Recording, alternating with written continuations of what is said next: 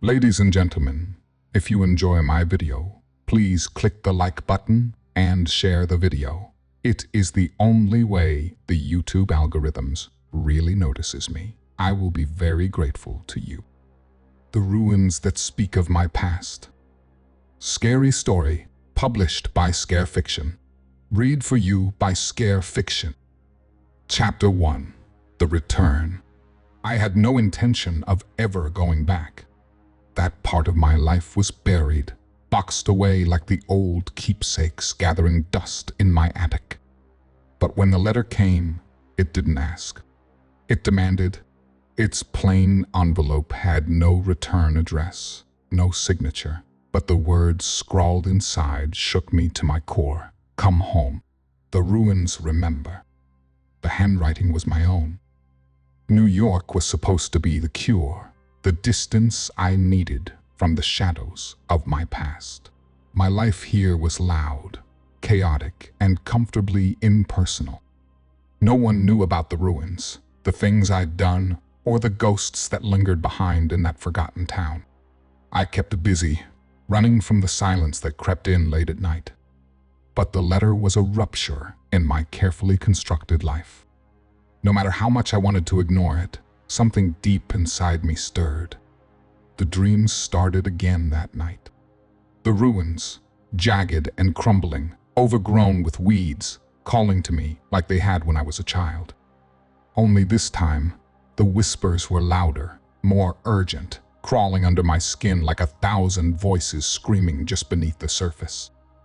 I packed a bag in the morning, telling myself it was just for closure. I'd go back, take one look at those crumbling stones, and walk away for good. I drove through the Midwest's flat, empty highways, the city's skyline shrinking in my rearview mirror. With each mile, I felt something tighten in my chest. The small town of Evans Creek came into view as the afternoon sun sank low, casting long shadows across the forgotten place. Everything looked the same, and that unnerved me. The ruins waited on the outskirts, half hidden by dense trees. The air was different here, thicker, like it carried the weight of all the secrets left behind. I stepped out of the car, and the sound of gravel crunching underfoot felt louder than it should have been. As I stood on the edge of the ruins, the memories I thought I had buried started to crawl back. The wind picked up, rustling through the vines, and I swore I heard something faint but unmistakable. A voice, low and familiar, whispering my name. Come closer. Chapter 2. The Ruins. The whispering voice had lingered in my mind all night, unsettling my sleep with half-remembered dreams of the past. By morning, the fog in my head was thick enough to choke on, but the ruins wouldn't let me rest. They called to me. With a heavy heart, I made my way back. The path leading to the ruins was overgrown, barely recognizable from the one I'd once walked as a child. Towering trees arched overhead, casting long shadows that seemed to bend and move in unnatural ways. My feet sank into the soft earth as I stepped into the clearing, and the sight of the ruins hit me like a punch to the gut. They hadn't changed. Not really still jagged stones covered in moss and ivy, still crumbling under the weight of forgotten time. Yet, they felt alive, as if the ground pulsed with some hidden energy just beneath the surface. I moved closer, running my fingers along the cold stone, tracing ancient carvings that seemed familiar, but just out of reach, like a word on the tip of my tongue. The wind stirred, carrying with it faint whispers that danced between the ruins, making the hairs on the back of my neck stand up. Shadows flickered at the corners of my vision fast, too fast to catch, but they were there. Watching, waiting. As I wandered deeper, flashes of the past hit me in jagged pieces. I remembered being here, a child, running through these same ruins with my brother. We had laughed then, but there had always been something dark at the edges of our games. The memory twisted, distorting, and in the distance, I heard the sound of a child's laugh, a sound that should have been comforting but wasn't. It sent a chill down my spine. should have stayed away." The voice startled me, and I turned sharply to see an old man standing just beyond the tree line. His face was weathered, his eyes hollow. I recognized him, Mr. Harper, the town's former groundskeeper, now little more than a ghost himself. "Whatever you're looking for in those ruins, you won't find it. Only bad things ever came from this place." His voice was thick with warning, but before I could ask him more, he turned and disappeared into the trees. I stood there, unsettled, but something inside me pushed on. As I rounded the next corner, my foot caught on something buried beneath the dirt. I knelt down, brushing away the earth, to reveal a small, rusted object, a pendant. One I hadn't seen since the day my brother disappeared. The ground beneath me seemed to shift, and the air grew impossibly still. Chapter 3: Descent in Darkness. The pendant in my hand felt cold, like it had been buried far longer than I had been alive. My breath hitched as memories surged forward of my brother laughing, running ahead into the ruins, and me, always too far behind. I hadn't seen this pendant since the day he vanished. But before I could dwell on it, the wind picked up, rustling through the trees with an eerie howl. A deep, unsettling quiet followed, sinking into the pit of my stomach. The air grew thicker, suffocating almost, and the sky overhead darkened as though the sun had decided it wasn't welcome here. I needed to leave. Every instinct screamed at me to turn around, but something deeper, something I couldn't name, kept me rooted to the spot. I stuffed the pendant into my pocket and pushed forward, the ruins towering behind me as I entered the edge of the forest known as the Howling Woods. Locals used to warn us kids to stay away, claiming the woods were cursed, that no one who ventured too far ever came back the same. I had never believed them. Not until now. The ground beneath me was damp, sinking with each step. The canopy above hung low, its gnarled branches intertwining to block out the last of the daylight. It felt claustrophobic, like the forest itself was closing in on me. I could hear my own heartbeat, a frantic drum in my ears, drowned only by the occasional snap of a branch or rustle of leaves from some unseen watcher. With every step, the path twisted and turned, as if it was leading me somewhere I wasn't supposed to go. The air was cold now, sharp, and the trees seemed to shift just out of my line of sight. I could feel eyes on me, hidden in the shadows, watching from every angle. Suddenly, the forest opened up to reveal something even more unnerving: a clearing, with the faint outline of what looked like an abandoned structure in the distance. I stepped closer, the shape becoming clearer, a long-forgotten mining complex, rusted and decaying. It didn't belong here, yet there it stood, a monument to something old and forgotten, half hidden by the overgrowth. I approached, the silence now deafening. The entrance to the mine loomed ahead, a gaping mouth swallowing all light. For a moment, I hesitated, but the pendant burned hot in my pocket, urging me forward. The darkness inside beckoned, and I stepped in. Chapter 4: Whispers of the Past. The darkness swallowed me whole. Inside the abandoned mine, the air was thick, damp, and suffocating, filled with the scent of rust and decay. The walls seemed to close in, narrowing with every step.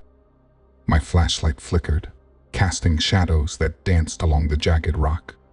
I pressed deeper, my heart pounding in my chest, each beat an echo in the oppressive silence. I should have turned back. Every rational thought told me to leave, but the pendant burned like a brand in my pocket, compelling me to continue. I was drawn to this place, obsessed with finding out what it was hiding and why it felt so familiar. The deeper I went, the more the air buzzed with an electric tension. I wasn't alone. Shadows moved in the corners of my vision, shifting with each flicker of light. Faces distorted and fleeting flashed in the periphery. I shook my head, squeezing my eyes shut, trying to ground myself. But the faces returned, each more vivid than the last. One of them, impossibly, was my brother's. This isn't real, I told myself, but the cold sweat running down my spine said otherwise. When I stumbled upon a small alcove, it felt as if the walls themselves guided me there. The space was cluttered with debris, old tools scattered about, but something else caught my eye, a wooden box, half buried beneath the dirt. I crouched, hands shaking as I pulled it free. The box was old, rotting at the edges, but the intricate carvings on the lid made my stomach drop. Symbols I couldn't fully understand, but had seen before etched into the walls of the ruins. This wasn't just a mining complex. It was something much older, much darker. I pried the box open, and inside was a worn leather journal. My fingers trembled as I flipped through the brittle pages, the writing almost illegible with age. But certain words stood out, sharp and horrifying: sacrifice, ritual, binding. Suddenly, a cold gust of wind rushed through the mine, blowing out my flashlight. I froze. In the pitch black, the whispers began faint at first, then growing louder. Familiar voices from my past, from my childhood, mixing with the cold, mocking laughter of something far more sinister. The walls seemed to pulse, alive with movement, and I backed away, stumbling toward the exit. But something stopped me. A figure, standing just ahead, its shape impossible to mistake. It was my brother, but it couldn't be. He'd been dead for years. Chapter 5: The Price of Desire. Emma pressed forward through the market, the weight of her surroundings threatening to crush her spirit. Whispers clawed at her mind, echoing the truth she now recognized. Nothing came without a cost. The brightly lit stalls had turned into dark alleys, where shadows crept closer, and the vibrant displays now seemed to pulse with malevolent intent. "Every item you desire," a voice interrupted her thoughts, "comes with a price." It was Mr. Moros, stepping from the shadows like a specter summoned from the depths of her fears. His smile had vanished, replaced by an intensity that made the air crackle with tension. "What do you mean?" Emma asked, heart racing. "What kind of price?" He gestured to a nearby stall where a woman stood, her hands trembling as she cradled a crystal orb. "That orb holds her happiest memory, but to possess it, she must relinquish her ability to ever feel joy again." He paused, letting his words sink in. "You see, each desire extracts a toll. The market thrives on your vulnerabilities, feeding on the essence of what you give up." A cold dread settled in Emma's stomach. She thought of the locket, the one thing she believed could tether her to her mother, and realized the truth. To reclaim that piece of her past might mean losing a part of herself forever. "I refuse to pay a price like that," she said, voice trembling but defiant. Mr. Moros stepped closer, his presence imposing. "You think you can simply walk away? The market has chosen you, Emma. To escape, you must confront what you fear the most. Only then will you be free." "Confront what?" she snapped, anger bubbling up. "You mean my grief? My guilt? I'm not going to let this place dictate my emotions." He chuckled softly, a sound devoid of humor. "You're fighting against the very thing that makes you human. Fear, grief, desire, they're all parts of you. Embrace them, and you might find the break free." The truth of his words hung heavy in the air, and for a moment, Emma felt a flicker of hope. But then the shadow of temptation loomed again. The locket, the warmth of her mother's presence, she could almost feel it against her skin, beckoning her to reach out and take it. "Emma, it's not just a locket. It's your mother," Mr. Moros continued, his voice smooth and coaxing. "What's the price of holding on to her?" Is it worth your freedom? She hesitated, heart pounding in her ears. But as she stepped closer to the table, the memories surged back, and for a brief moment, she imagined slipping it around her neck, feeling her mother's love wrap around her like a warm embrace. It could fix everything, she whispered, her breath catching. Just as the urge to grab the locket overwhelmed her, something deep within her hesitated, a flicker of awareness cutting through the haze of longing. She knew the market's true nature, and she refused to let it claim her. No, she breathed, stepping back, her voice firm. I won't let my grief define me. I won't pay the price. Mr. Morris's expression shifted, a mix of frustration and intrigue crossing his face. Emma felt the ground beneath her shift, the stakes rising higher than ever as she prepared to face the shadows within, determined to fight for her true self.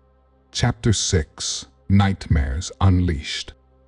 The air in the market shifted violently, twisting reality around Emma like a tightening noose.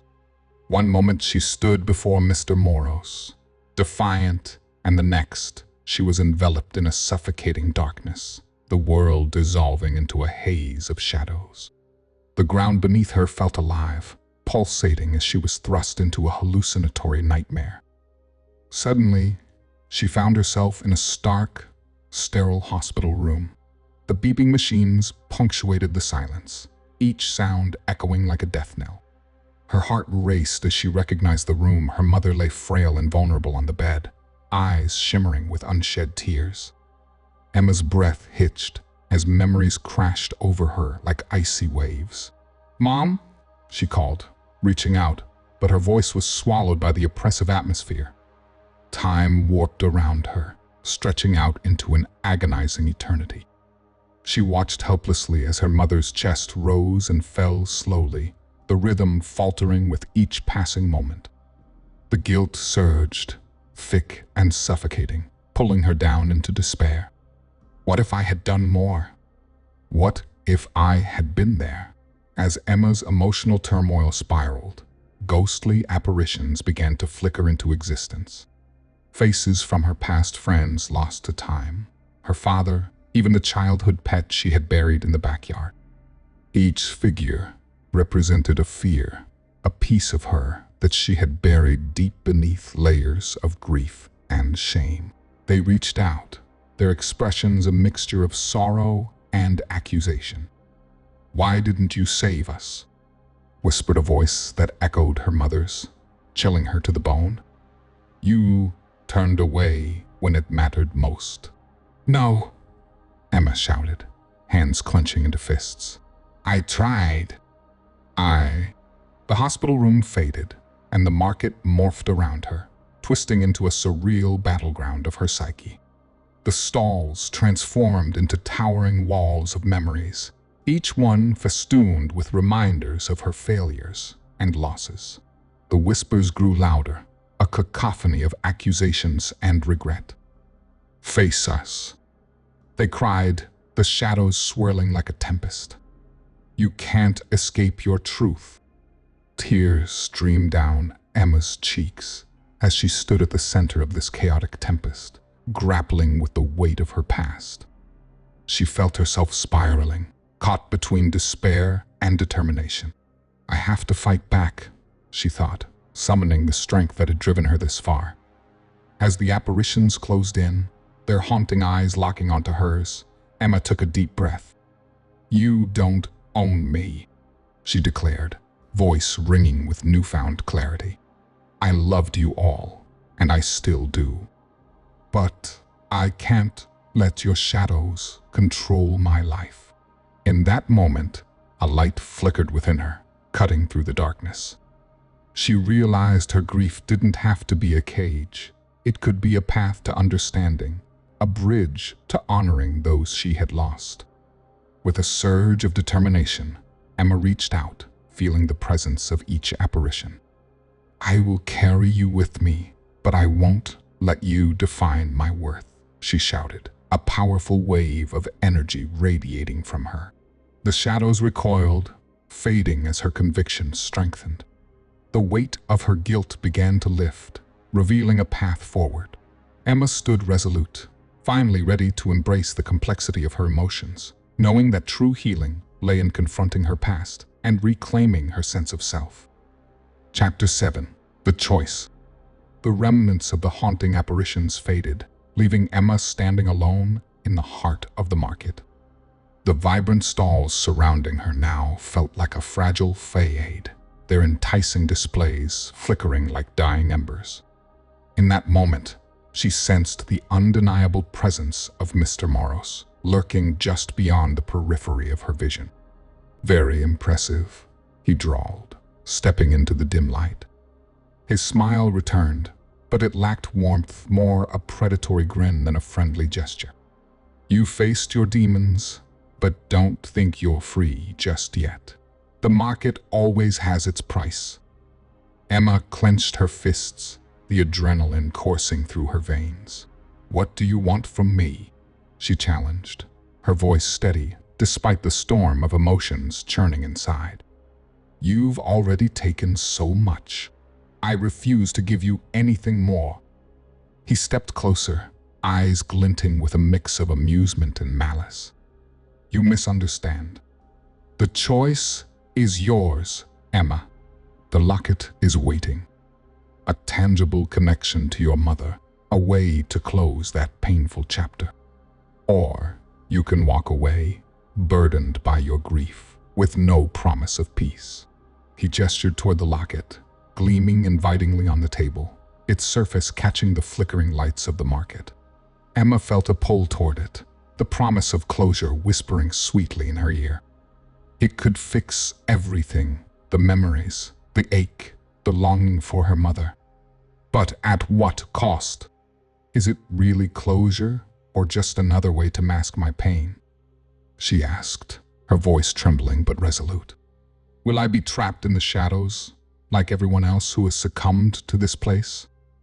Mr. Moros's expression darkened. "You think you can just walk away? You're merely a product of your desires, and the market knows that better than you do. It offers what you seek: comfort, solace, and escape. It's a simple transaction. But I'm not a transaction," Emma shot back, her heart pounding with defiance. "I'm a person. My pain doesn't define me. It's part of my journey. I won't let you or this market dictate my choices." As she spoke, she felt a wave of strength surge through her. Each word became a hammer against the chains that had held her captive for so long. She could almost see the shadows that had tormented her retreating, their power waning against her conviction. "Consider this," Mr. Moros pressed, his voice a low growl. "Rejecting the market means embracing the pain of your past. You'll have to face the memories and the grief. Are you truly ready for that?" Emma took a deep breath, summoning the image of her mother's smile, the warmth of their shared moments. "Yes," she said firmly, "I'm ready. I've fought too hard to reclaim my life to let you win now." With a determined stride, she stepped away from the locket, refusing to look back. The market trembled around her, the stalls flickering and fading as if her rejection had triggered an unseen reaction. She felt lighter, liberated from the suffocating grip of the market's temptations. In that moment of clarity, Emma embraced the full weight of her grief, knowing it was a part of her journey toward healing. She would face her pain head-on, not as a victim, but as a survivor, ready to carve out her own path forward. Chapter 8. A New Dawn. With every step away from the market, Emma felt the weight of her journey lift, the shadows receding like the night giving way to dawn. The vibrant chaos that had ensnared her only hours before faded into memory, replaced by the soft light of early morning breaking over the horizon. The air felt different, crisp and refreshing, filled with the promise of a new day. As she walked through the familiar streets of her small town, everything looked unchanged, yet she felt transformed. The mundane sights, the old bakery, the The park where she had played as a child now radiated a warmth she had long forgotten. She carried the emotional weight of her experiences, but it was no longer a burden. It felt like a badge of honor, a testament to her resilience. Emma made her way to the cemetery, the path lined with dew-kissed grass glistening in the sun.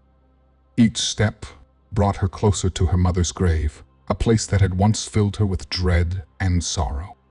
But today, it was different. Today, she would honor her mother, not through grief, but through love. Upon reaching the grave, she knelt down, brushing away the leaves that had gathered over time.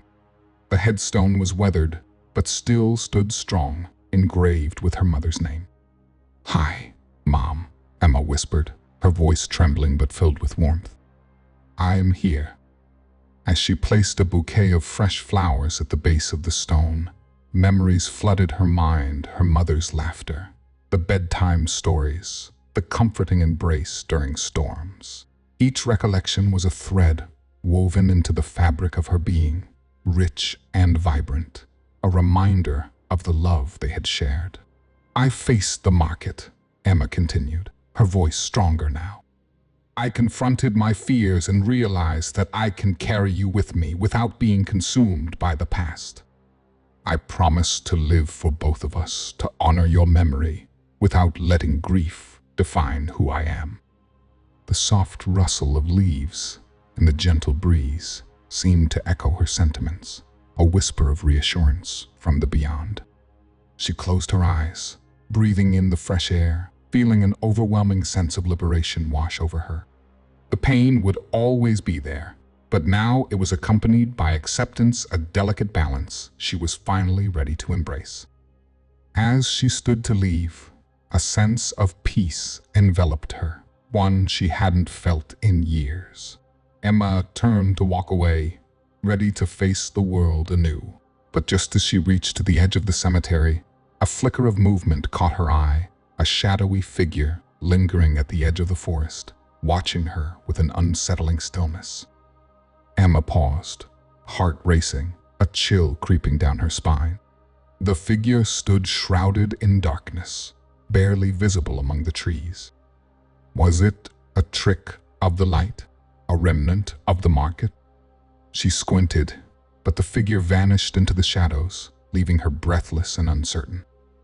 With a mix of apprehension and curiosity swirling within her, Emma knew that while she had found closure, the echoes of the night market still lingered in the corners of her mind. Perhaps it was not truly gone, and her journey was far from over. As she walked away, the sun began to rise higher in the sky, casting a golden hue over the landscape, symbolizing new beginnings. Emma smiled, a blend of hope and trepidation flickering in her heart. Whatever lay ahead, she would face it, ready to embrace both the light and the shadows of her past.